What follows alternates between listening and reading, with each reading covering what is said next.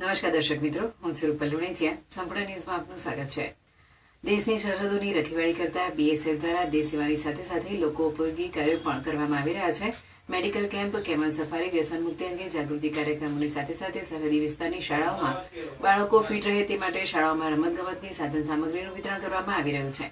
સુઈગામ તાલુકાના સરહદી ભરોડા ગામના સિવિક એક્શન પ્રોગ્રામ અંતર્ગત 137 બટાલિયન બીએસએફ દ્વારા સોમવારે રમતગમતના સાધનોના વિતરણ કાર્યક્રમ યોજાયો હતો.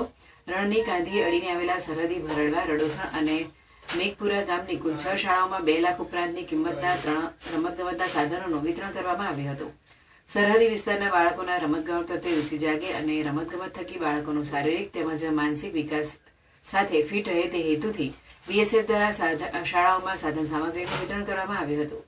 આ પ્રસંગે 137 બટાલિયન બીએસએફના કમાન્ડર સુખવીર ડાંગર, ડેપ્યુટી કમાન્ડર રાહુલ રાણા સાથે બીએસએફના જવાનો અને ભરડવા સરપંચ કૃષ્ણાબેન રાજપૂત, રડોસણ સરપંચ સિદ્ધરાજસિંહ ચૌહાણ, અગ્રણીઓ પીરાભાઈ ગામોટ, રામસિંહભાઈ રાજપૂત, કરમણભાઈ પટેલ, બાવાભાઈ પટેલ સહિત શાળા સ્ટાફ અને મોટી સંખ્યામાં વિદ્યાર્થીઓ ઉપસ્થિત રહ્યા હતા.